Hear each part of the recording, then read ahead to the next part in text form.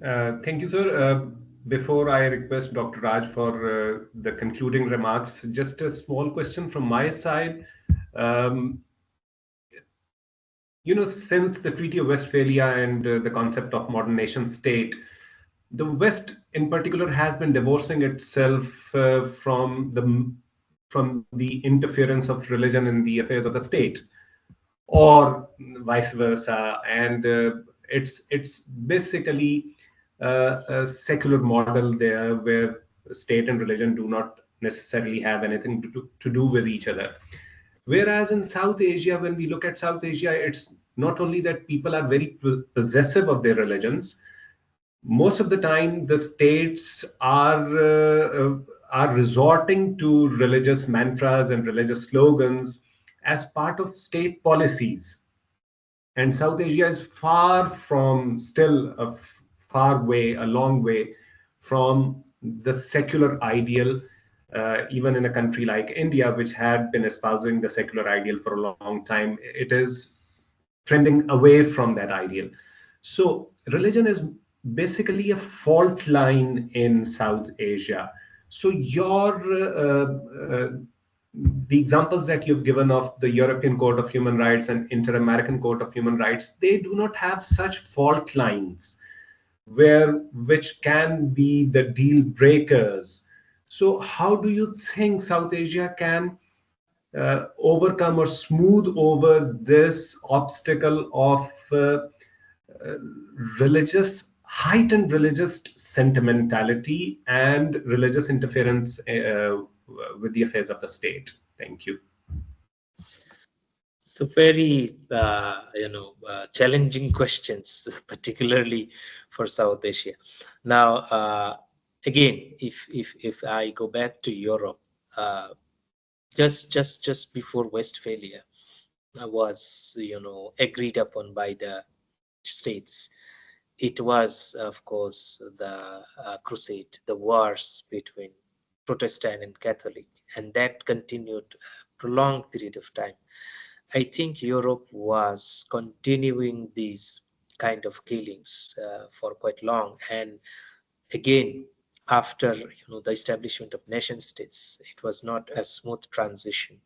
They had uh, they had to come in Congress of Vienna about equal sovereign power, where they were encountered serious challenge by Napoleon in expanding the national borders and boundaries, and that also reflected in subsequent two world wars. So uh, religion and non-religion both had challenges. The Europe had serious challenges on issues of even in their after even settling their goals and ideals about peaceful coexistence. On the other hand, in case of South Asia, one of the aspect is, I think, require the people's sensitization about certain facts and understanding that uh, if I specifically mention India, Bangladesh, and Pakistan, uh, even if in whatever way they are isolated from each other, anything happens in anywhere in these countries can have and immediately do have implications in the counterparts, and that has been happening, that has been evident from every point of view what we see. But again, from the histories, what we see is that it was quite coexistent. And Shashi Tharoor, I think he makes these remarks quite often that, of course, Shia Sunni had no issue before the colonizers were, taking the lead on these issues. And of course, in Hindus and other Buddhists, there were coexistence. The challenge will remain, particularly on the question of religion, because that gives a benefit to certain groups, and I'm sure these projects will continue. Uh, the alternative ideas are only to have communities, people to grow up with a broader mindset, and as we see, we have South Asian diasporas abroad, and you all are aware and experimenting that. I'm sure in London, the people of the South Asians, India, Bangladeshis, Pakistanis, they all are living together and in peaceful coexistence. So it's more like the willingness of the states, I think, more important. The challenges, of course, will remain, cannot be changed overnight, but nonetheless, a certain level of states involvement with each other in its positive policy makings and regional ways of looking things, uh, I think that will give benefit.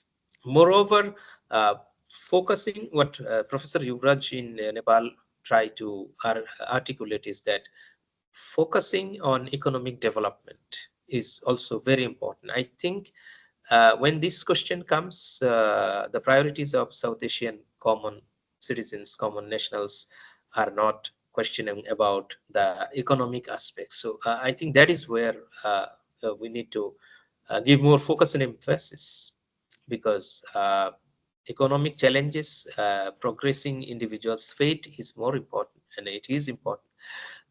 It is more like the diversion of focus, in my opinion and view. So thank you. And it opens more questions about questioning on these issues. Thank you very much, Professor Sen.